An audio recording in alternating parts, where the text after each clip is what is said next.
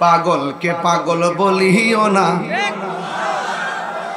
সব পাগল পাগল না।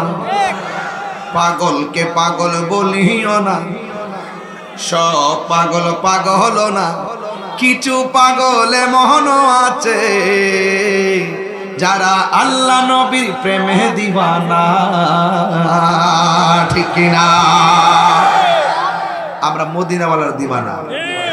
পাগল হইতে পারলো তো জীবনটা সার্থক আছে, পাগল তো হইতে পারলাম না। পাগল হবো কার?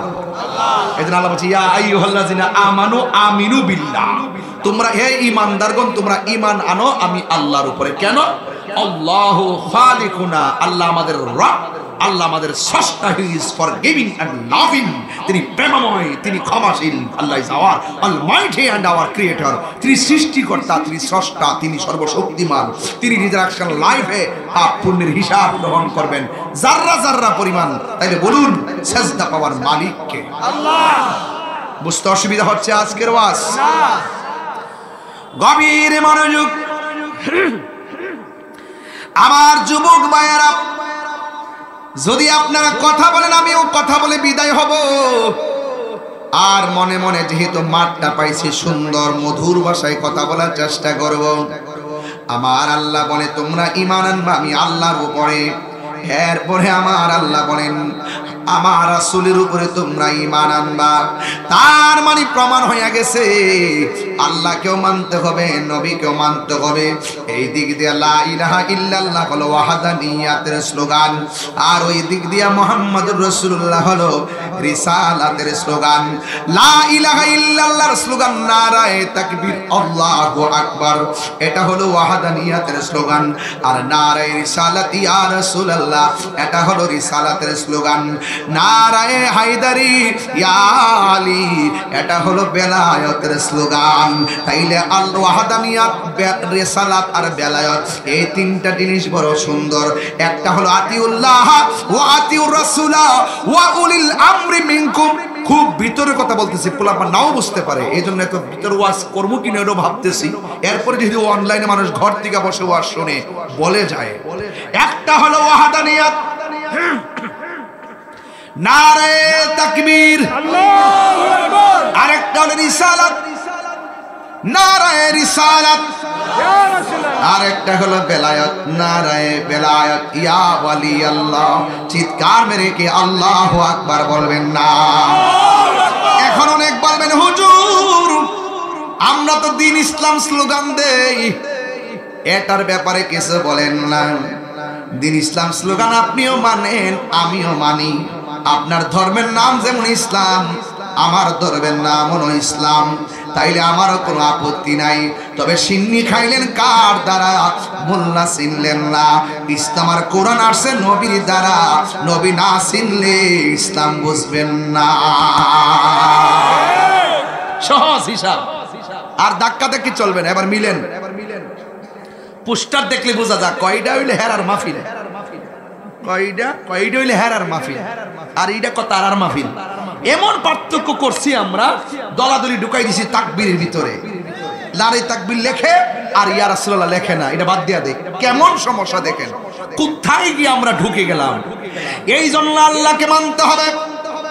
এরপরে আল্লাহ রাব্বুল আলামিন তার বন্ধুর উপরে আসমানি কিতাব নাজিল করেছেন, একটা গ্রন্থ। ওই রামগঞ্জের বাবা, লক্ষ্মীপুরের বাবা, জবানটা খুলে বলুন সেই গ্রন্থের নাম কি? ওই কোরআনকে মানা লাগবে। এই বাংলাদেশের কিছু কিছু মানুষ আছে কোরআনের কিছু আয়াত মানে, কিছু আয়াত মানে না। আবার কিছু কিছু মানুষ আছে কোরআন মানেই না। এই জন্য আমি বলবো কোরআনের জের জবর পেশ আর অক্ষরের মধ্যে কোনো সন্দেহ আছে? এই দেশের মধ্যে যত কিতাব আছে এই কোরআনগুলোর গাট্টি বাইন্দা নদীর মধ্যে ফেলে দিবেন, কোরআনের কোনো অসুবিধা হবে না। কেন অসুবিধা হবে না জানেননি? আল্লাহ রাব্বুল আলামিন বলেছেন শাহরু রমাদানাল্লাযী উনজিলা ফীহিল কুরআন।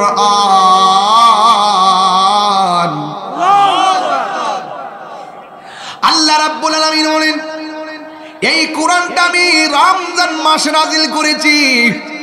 আরেক জায়গায় আমার আল্লাহ বলতেছেন ইন্না নাহনু নাযালনা যিকরা ওয়া ইন্না লাহু লাহাফিজুন। আল্লাহ রাব্বুল আলামিন বলেন, নিশ্চয়ই আমি কোরআনকে নাজিল করেছি, এই কোরআনকে হেফাজতের দায়িত্ব আমি আল্লাহ কাউরে দেই নাই। ও আমার রামগঞ্জের বাবা, ও আমার লক্ষ্মীপুরের বাবা, একটা কথা বলে দিয়া যায়, কোরআনে হাফেজ যারা তাদেরকে বড় মহব্বত করবেন। একটা কোরআন সিনার মধ্যে ধারণ করা চারটা কান্নি কথা না। এসএসসি পাস করা যেমন সহজ, কোরআন ধারণ করা তেমন সহজ না। ইন্টার পাস করা যেমন সহজ, কোরআন ধারণ করা তেমন সহজ না।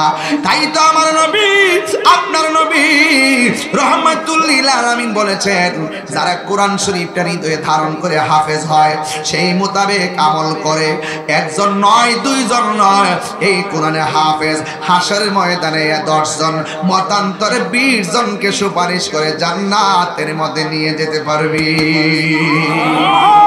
এই জন্য যেই বয়সের ছেলেগুলো, আমি জানি না আপনারা কয়টা সূরা পড়ছেন, কয়টা মুখস্থ করছেন। আমরা যদি কোরআন মুখস্থ করতে না পারি, আমাদের মতো দুর্ভাগ্যবান আর কেউ নাই রে। এই জন্য নামাজ পড়তে গেলে কোরআন লাগে কি লাগে না? আর জোরে বলো, লাগে কি লাগে না? এই জন্য আল্লাহ বলছেন, ও পৃথিবীর ঈমানদার, আমার কোরআনের উপরে ঈমান আনবা। কারণ এই কোরআনটা হলো মুসলমান নয়, সারা পৃথিবীর মানুষের জন্য সংবিধান। Humanity, the holy Quran is the constitution of human life. এই কোরআনটা হলো মানব জাতির জন্য সংবিধান। এতে রয়েছে নিখুঁত নির্ভুল সমাধান। যুবক ভাইয়ের আমার আল্লাহ বলেন, শুধু তাই নয়, আমার নবীর উপরে যত কোরআন, যত আসমানি কিতাব নাজিল হয়েছে, আমার বন্ধু নবীর পূর্বে যত আসমানি কিতাব নাজিল হয়েছে, সবগুলাকে বিশ্বাস করা লাগবে। এই জন্য আল্লাহ কয়, ও ঈমানদারেরা, আল্লাহ মানা নবী মানা নয়, নবী মানলেই আল্লাহ মানা হয়। চিৎকার মেরে কন্যা আল্লাহু আকবার। মেহেরবান তুমি, মেহেরবান, মেহেরবান তুমি, মেহেরবান। কষ্ট হচ্ছে আপনাদের? মেহেরবান তুমি, মেহেরবান, মেহেরবান তুমি, মেহেরবান। আমি পাপী গুনাহগার, তুমি ছাড়া কে আছে আর? ক্ষমা করো ও গো প্রভু, তাওবা করি বারে বার। ইয়া রহিমু ইয়া কারিমু মেহেরবান, ইয়া রহিমু রহমান, ইয়া কারিমু মেহেরবান, মেহেরবান মেহেরবান তুমি, মেহেরবান। জেনে না জেনে হাজার পাপের সাগরে গুনাহ আছে না নাই? আর জোরে বলো, গুনাহ আছে না নাই? এমন গুনাহ করছি আমার স্ত্রী জানে না, এমন গুনাহ করছি আমার বন্ধু জানে না, এমন গুনাহ করছি আমার ভাই জানে না, এমন গুনাহ করছি আমার বন্ধু জানে না। ও যুবকের দল, কিন্তু আপনারা জবান খুলে গন, এই যাররা যাররা পরিমাণ গুনার খবর একজনের কাছে আছে, জবানটা খুলে বলুন তিনি কে?